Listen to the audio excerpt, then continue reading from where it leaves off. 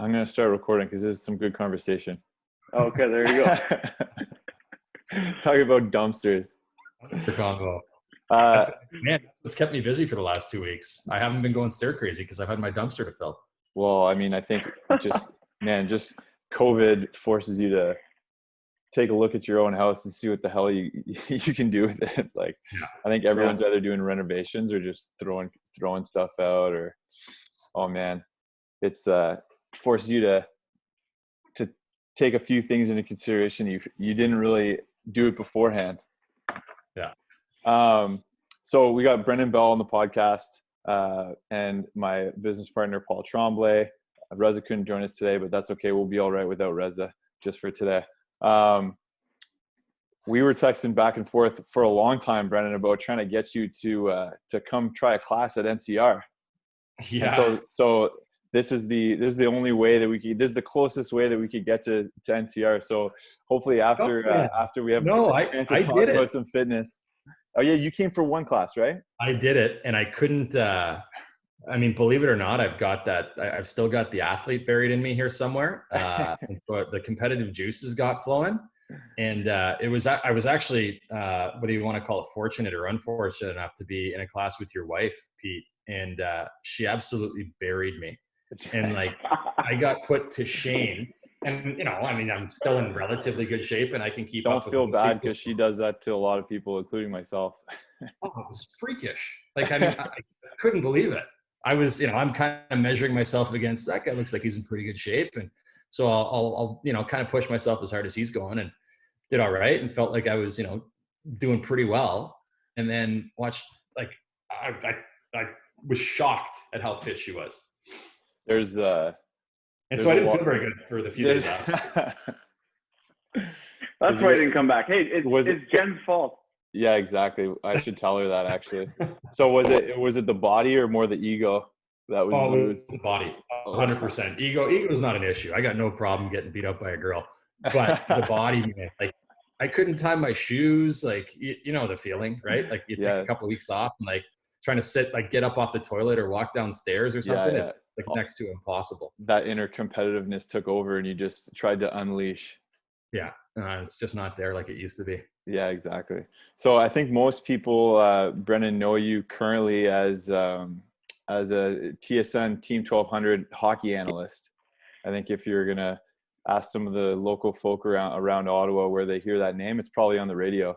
What are you guys doing now that the NHL season's over? Like, what are you guys doing? Are you guys talking to each other, all the analysts? Are you guys getting ready for anything? Like, what happens when the NHL just shuts down like that for you guys? It's well, I mean, it's unprecedented territory. So, I mean, fortunately for me, I've got a number of different things that keep me busy, but that's kind of a moonlighting gig. So, I do the pre and post game shows for probably about a quarter of the Sens games throughout the season, and by no means is it a full time gig. So, I fortunately for me, I've got the hosts and the guys that are actually professional broadcasters.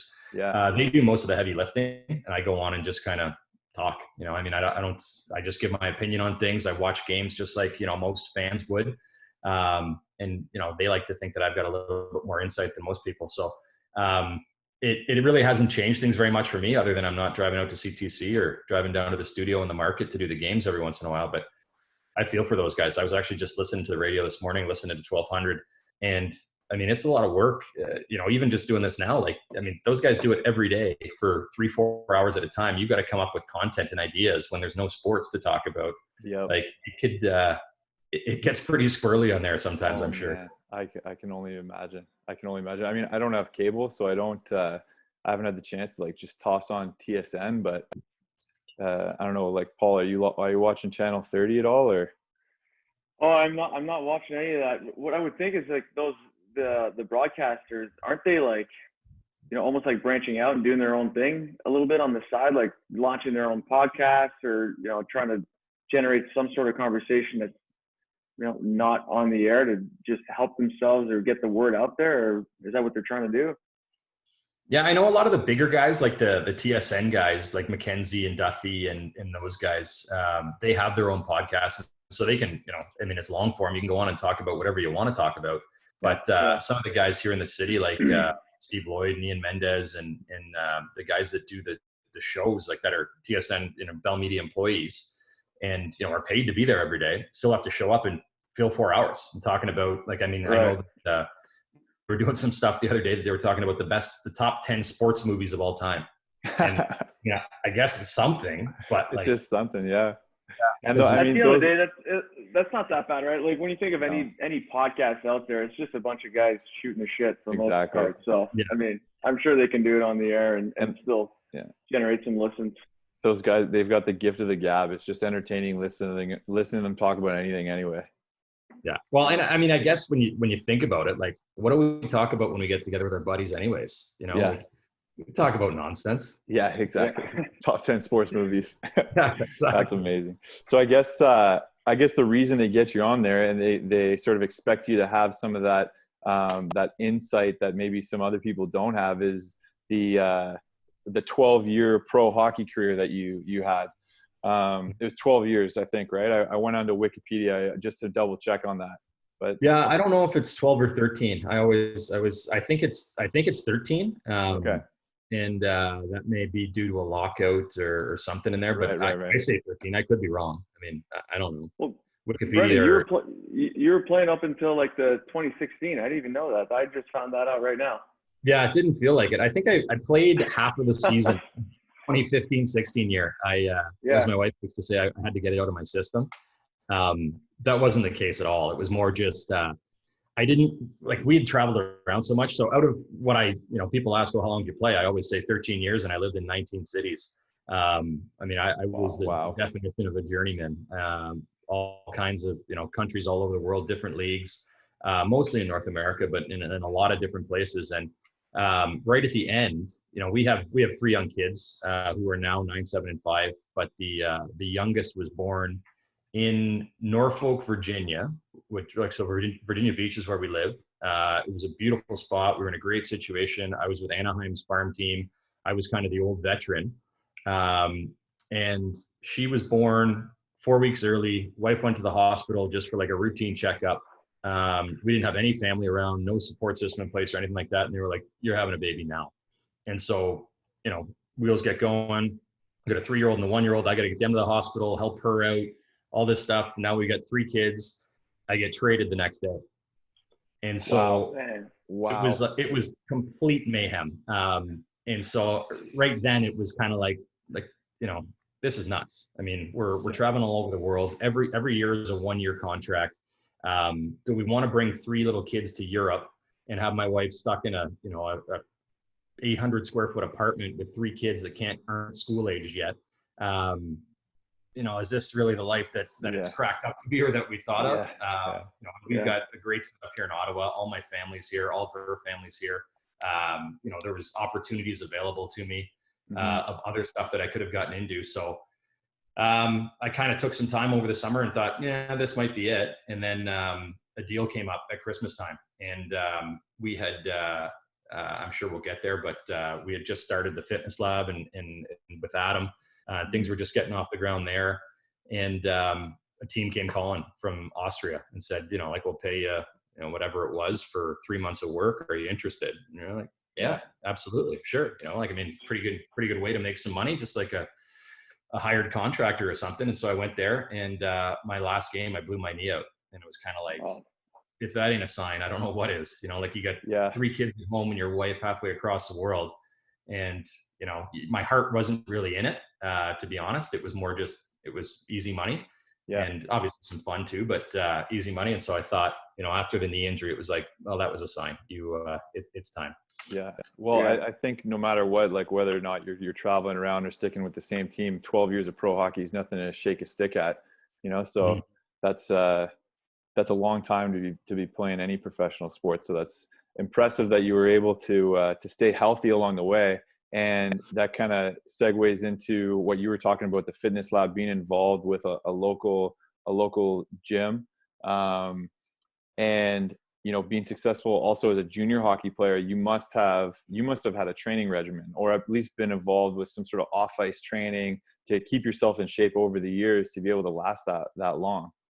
Am I right on that? Yeah, no doubt. And I mean, I was thinking about it, after we talked the other day. I was thinking about, kind of the fitness evolution in training and in, the different things that have come along over the last, like, geez, I mean, it's been over 20 years. I'm 37 now. So yeah, probably more like 25 years of training. Well, yeah, because you're about 16 years old when I used to go to watch the 67s play, I think. Yeah. Seems like a lifetime ago. Yeah. So that's yeah. so decades ago. Yeah. Because I think you would be about 5 years younger than me, give or take. Yeah, I'm 4 years younger. So I remember I was in grade 7 when you guys won not the Great Cup, the Mem Cup, I think. Yeah.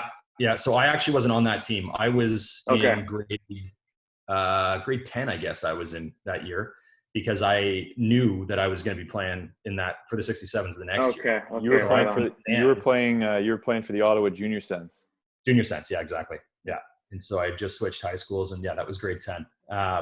But kind of over that 25-year time period, like I was a good young hockey player and a good minor hockey player in that. And so I was also a big kid who, kind of realized that I had some faults in my game. And so I wanted to get stronger. I wanted to be a better skater. And so I don't want to say that we were ahead of the curve, because it wasn't like that at all. But I started doing some fitness stuff and some training at 13, 14 years old. And that was through, at the time, it was the Senator's strength and conditioning coach was a friend of my dad's. And so he had me do some stuff. And there was a couple of people that he introduced me to along the way. And I remember thinking, like, why do these people want to, like, they keep talking about stretching. Like, I don't need to stretch. I feel good.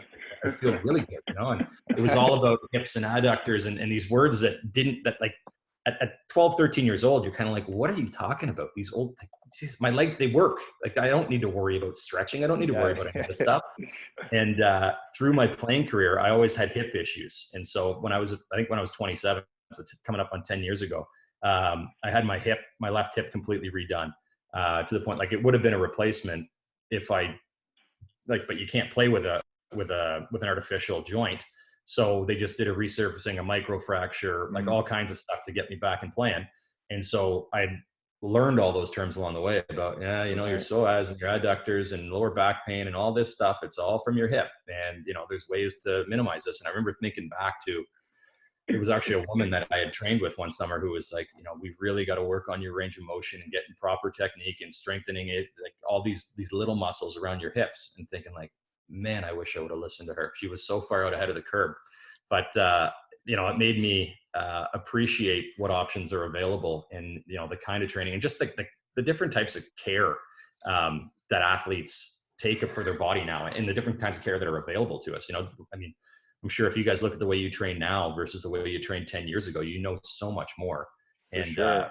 There's so much more in the rehab component and prevention, as opposed to just bulking up and getting strong. So, I mean, Paul and I both played junior B hockey, so not nearly as good as you, but we were passionate enough about it to want to train for it. And that's what we always talk about, is the evolution of our own training as we sort of grew up playing hockey, being passionate about it, about fitness at the same time, learning new training methodologies. And now we find ourselves, doing CrossFit and finding huge benefits from it, and being like, oh man, like, I wish I knew some of the things I knew now back in the day. When you were training for, let's say, the Ottawa 67s, like you had a solid career with the 67s. What would a day of training look like? Like, what kind of exercises were you guys doing? You said that the coach for the Sens, your dad kind of hooked you up with him, but what about the other kids on the 67s team? Like, did you guys have a team trainer? Did you guys all train together individually on your own? We did. Yeah. And so that was kind of right when it started, I guess. There was I'm sure I can drop a few names around here. The fitness community now was pretty small, but I trained with a guy, Lauren Goldenberg. Yeah. Lauren Goldenberg for years. Hates CrossFit. Yes. Yeah. He kind of hated anything. He's not a fan. Yeah, not a fan of CrossFit. Yeah, Lauren. Well, I want to talk about not a fan. Too. Yeah, talk about not a fan. I switched from the ACC to Greco one year, and the feedback that I got on that from Goldie, and I mean, I'm still in touch with Lauren a little bit. It actually turned out that our paths crossed again later on, because Lauren Goldenberg was was Gary Roberts' guy. And so I crossed Yeah. paths with Gary Roberts. Robs was kind of way out in front of the curve as far as fitness went. And so ended up getting hooked up with him and Matt Nickel in Toronto. And so Lauren was back in my life, whether I liked it or not. And yeah, I mean, like even that stuff, you know, like a guy like Lauren in the ACC, which he had years ago, was way out ahead. And so at different points in time, I had different trainers based on what team I was playing with and that. And I think at the 67s at that time, the guy that we had was actually a boxer. And so a lot of his stuff wasn't revolved around lifting. It was more conditioning and like it was mostly speed, coordination. Yeah. Which is, I think, hugely valuable to kids at that age. When you think of where Greco is kind of based out of, like he was a kickboxer, right? So I'm sure, I mean, a lot of the Greco methodology is just sort of based off, I'm sure, his kickboxing background, you know, similar to what you're describing there with the boxer.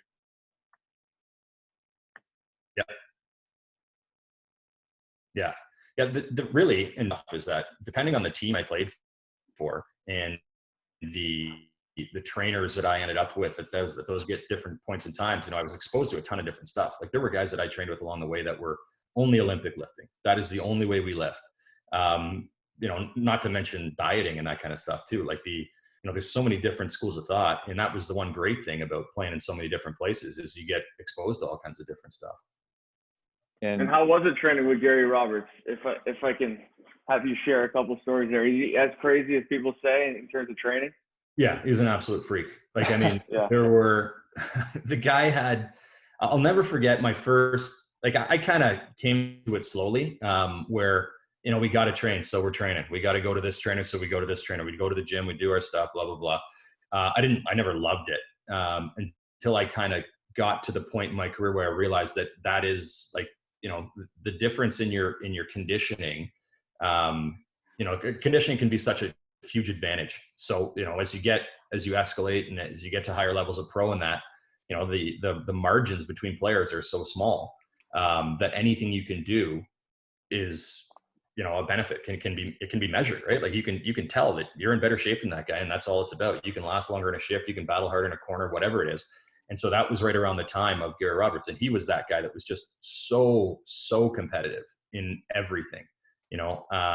And so training with him for a couple of summers, that was what really opened my eyes to it. And you know, you learn to embrace it too. Like, and that's the one thing about CrossFit that as you know, the one workout that I tried and started with, you know, and Pete and I talked about this previous to it. I said, like, I'm nervous because I know I've got those juices in me where I'm just going to push myself too hard and I'm not as young as I used to be. So, Rob's would have been one guy that I would not want to see him do a cross. Like he could compete in CrossFit, you know, and obviously he's an older guy now.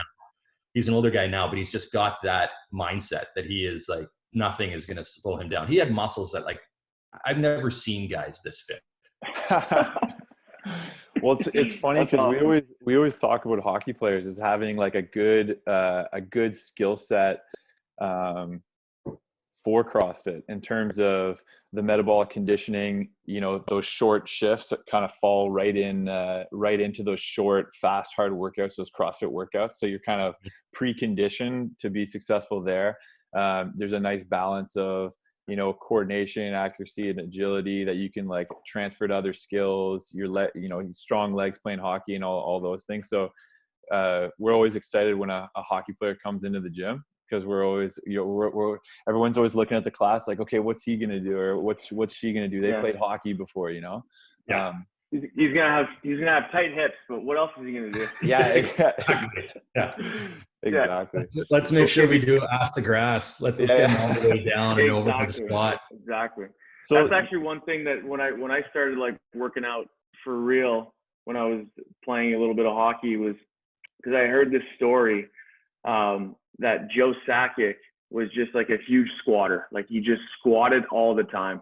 And my brother saw him at the Ottawa U gym one year because the Avalanche was practicing, and he told me this story that he was in the gym and it was right before practice and he could see Joe Sakic in the corner, like front squatting 3 plates or something like that, something crazy. And I was like, man, that's before practice and he's squatting that much? He's like, yeah, man, I swear that's what he was squatting. Like, front squat? Like, yeah. Like, all right, deal. Let's start squatting every day, right? So like, you talk about Gary Roberts as being like, sort of that image, but there's so many guys in the NHL that were like absolute beasts, right? And like Joe Sakic is just one of them that like I think of mine that comes to mind. Is like that's one of the reasons why like I started training for real and like big compound lifts, and didn't care about my biceps anymore, just like wanted legs. Yeah. And it's funny too, like as a hockey player, you go to a new team or something like that, and that was always like, that was kind of like the pride and joy, right? It's like, who cares about the guys with the biceps, and who cares what the guy, like, it was like a point of pride that like no tank tops, no shirts off at the beach, none of this stuff. How big are your legs? How big are your glutes? Yeah, exactly. Well, it's funny, like we're talking here, you're talking about Joe Sakic PT, which I read the exact same thing, and I immediately started heavy back squats the night before a game, right?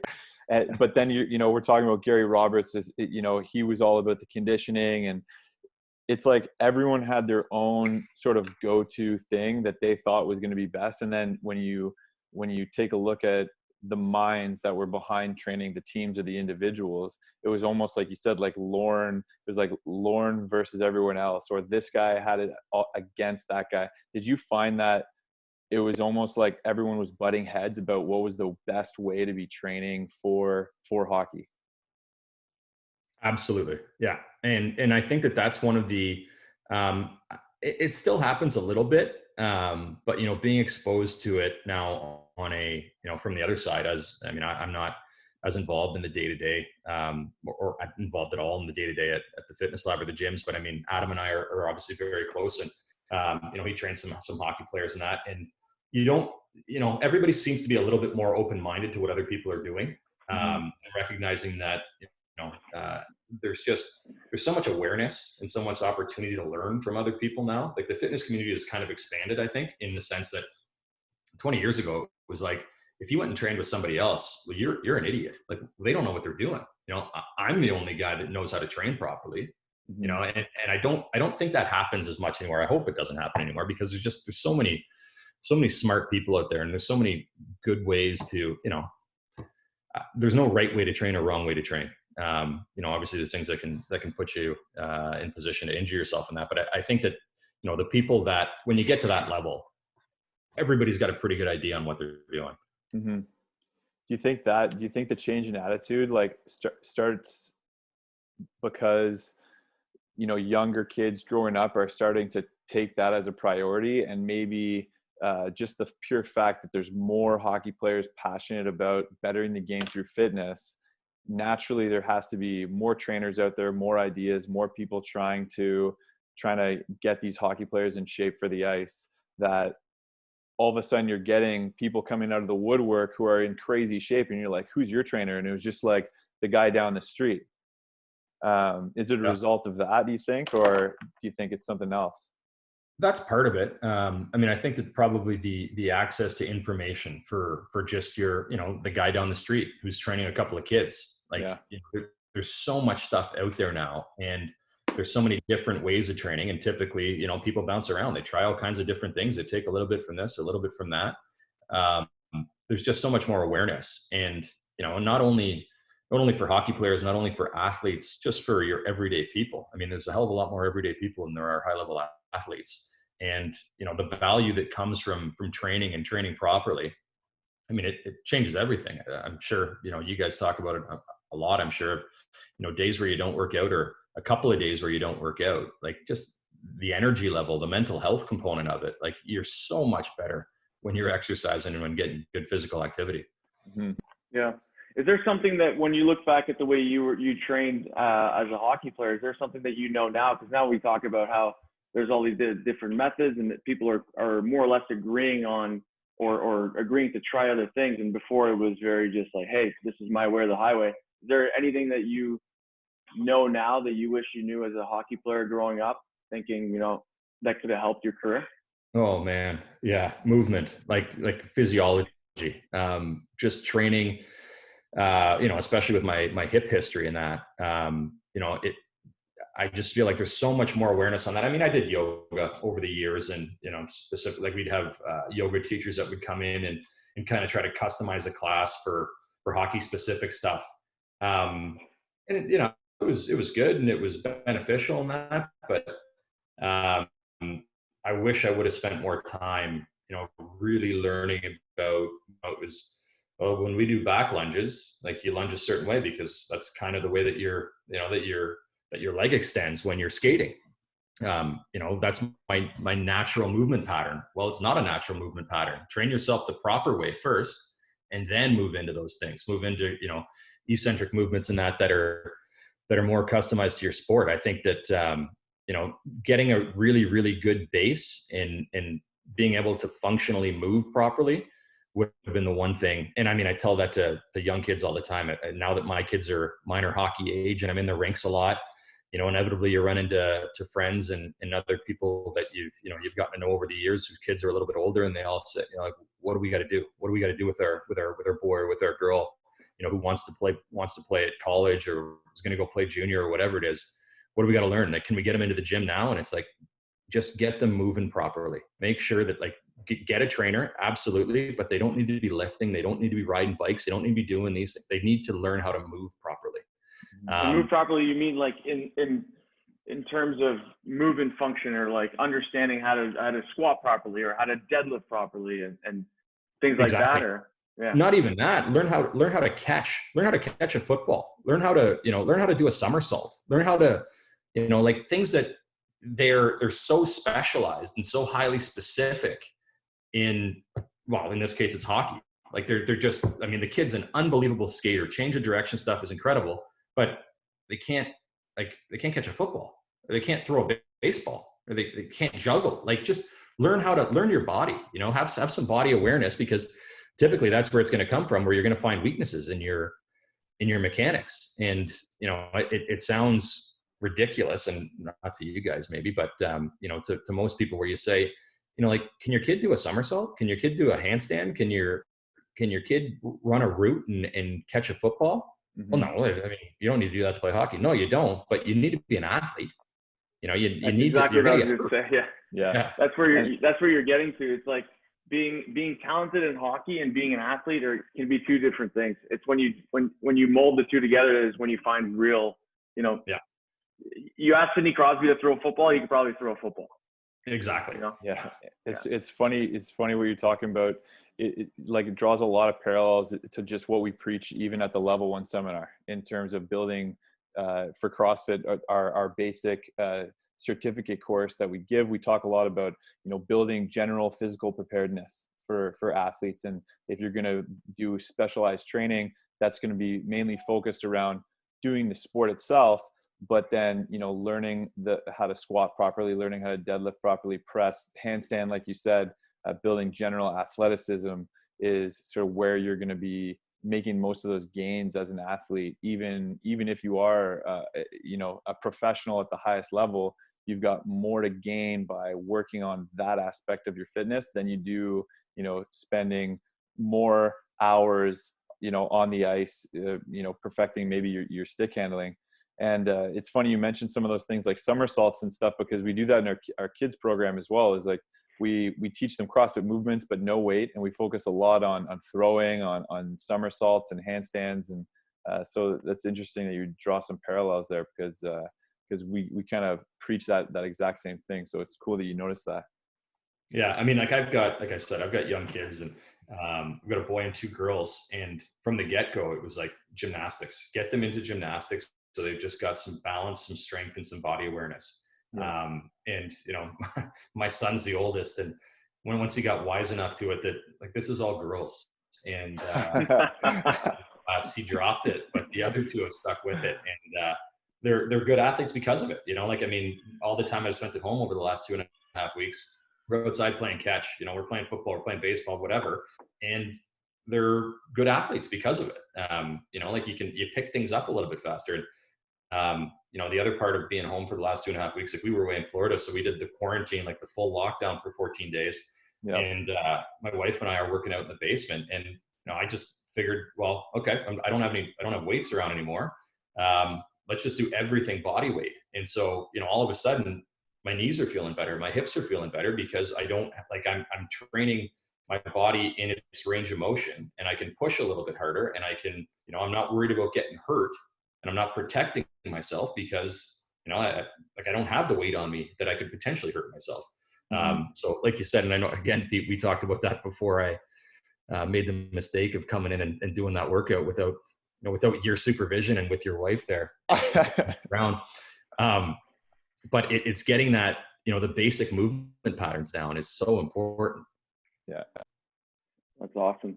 So let's, you just said you came back from Florida.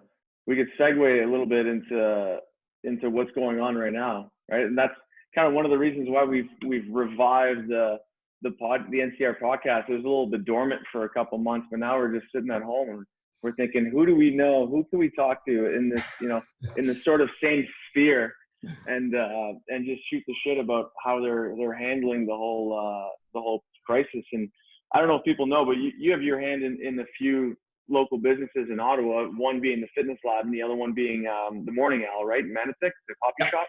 Mm-hmm. Yeah. So we wanted to know, like, from seeing and understanding two different businesses there that are highly affected by the crisis, how have they responded? So one being a coffee shop and the other one being a gym. How'd you guys respond to all that, and how's it going? Well, I mean, it's, to be totally frank, it's rough. I mean, it's like everybody else is dealing with the same thing. And so in two different silos, I mean, they are similar in that, there's gatherings of people. And so we shut both down pretty much on the same day on March 17th, I guess, 16th or 17th. And the coffee shop, that was it's a new business. We're less than a year old. I live out in Manotick, and for a long time there wasn't much around, other, in terms of grabbing a sandwich, grabbing a breakfast, a coffee, whatever it was. So we decided to go ahead and open that up, and it's tough timing, man. I mean, we had to lay everybody off. The restaurant industry is getting smoked all across. I mean, I can speak for across Ottawa. I'm sure across Ontario, and I'm sure across Canada and the US as well. So that's going to be tough. We're fortunate with the gym. There are ways that you can kind of work around it. We're doing some online stuff. It seems like the great thing, and I'm sure you guys are the same way, is that there's a huge level of engagement, right, within your community, within your clients and that. And so they're looking for something. Like, people are generally highly motivated. And it falls on you too. It falls on Adam to keep them motivated and to keep them engaged. So the gym, we don't seem to be hurting quite as bad, but certainly as this progresses, I mean, just from a financial perspective, it hurts. Yeah. And I mean, I see what Adam's doing a little bit online with all the sort of at-home workouts and all that stuff. Like what you say is people are generally already motivated, and it's true. But I think that's what Pete and I were talking about earlier, is like we have to kind of stay on top of people, even though they are kind of motivated people on their own. When the eyes aren't on you, maybe it's a little bit easier to just skip that workout that one day. So What about you? Are you working out at home, like you said, with your wife in the basement every day, or what? Yeah, the timing is actually fantastic. My wife was a really, really good athlete, and then kind of got away from it once we had kids, and we were traveling around a lot in that. And so just over the last year or so, she's really recommitted herself, and she's at the gym 6 days a week. We've got the Peloton upstairs, so the timing was really good on that too. So she's doing 2-a-days for the last 2-3 weeks, and I'm not doing that by any stretch, but it's nice to have a workout partner. And even like just in our community, and that we go out for walks after dinner or after lunch or whatever, and there's a few people on the street that are clients of the gym, and they're like, thank God for the live workouts, because I mean, when it's the two of us, we can go on and we can throw something together, or we can watch Adam's story or one of the other trainers' stories, and they put a workout up for everybody, and so we can kind of push each other to do it.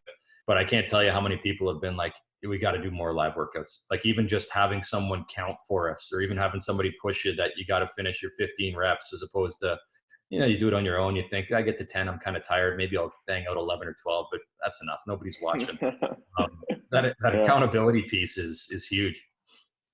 Yeah. And that's one of the main reasons why we're open. We have gyms, right? Because people go there to feel accountable, or to have that accountability to someone else. So, yeah. But how is the Peloton? It's actually really good. That's cool. There's, yeah. I mean, like I don't like the bike particularly, Yeah. but there is an accountability part to it. And some of it, I mean, there's all kinds of different teachers, right? There's all kinds of different people from all over the world that are doing it. And some of it is pretty hokey. Some of it's like, you know, especially now with this, like, come together and we're all together and we're all in this together and it's all about gratitude and that. So you just swipe out of that one and go to a new workout. But it's really good. Like, it's a good workout. And I mean, I'm again, like I said, I don't love the bike. I find it a little monotonous, but there's 15-minute classes, 30-minute classes, 45, 60-minute classes. She's got a whole different program too, where there's some arm stuff, there's some core work. So it's really good. It's certainly come in handy, and it's gotten a lot of use over the last couple of weeks. Everyone's addicted to their own flavor of fitness, you know. There's some for everyone. Everyone's got a little bit of a different taste, and whatever's going to keep you motivated. Exactly. That's awesome, man. Well, it was great talking to you, Brennan. Thanks a lot for coming on the podcast. Anytime. If people want to, we're all fitness business owners of gyms and fitness facilities. So we're all friends in this world. There's plenty of clients to go around. So why don't you tell people where they can find you at Fitness Lab? Well, I can't say that you'll find me there very regularly. I'd like to be there a little bit more. But, we've now got 3 locations: one in Leitrim, one in Canada, and the original in Manotick, and Morning Owl in Manotick. And follow along on Instagram, I guess. Adam's putting up all kinds of good stuff regularly, and hopefully I'll see you guys at NCR soon. We're actually, if this thing ends anytime soon, we're actually moving offices, so we're coming even closer to you. So I don't have any excuses, and I build that in intentionally because I want you guys to keep me accountable. Okay, there you go. Well, you'll get a text from me as soon as this whole thing blows over. Yeah, give me a couple of days at least to get back to normal. Yeah, okay. Or start limping around again for a week, and make sure your wife isn't there. Yeah, exactly. We'll take it easy. Okay. Thanks a lot. Thanks, Brendan. Thanks, guys.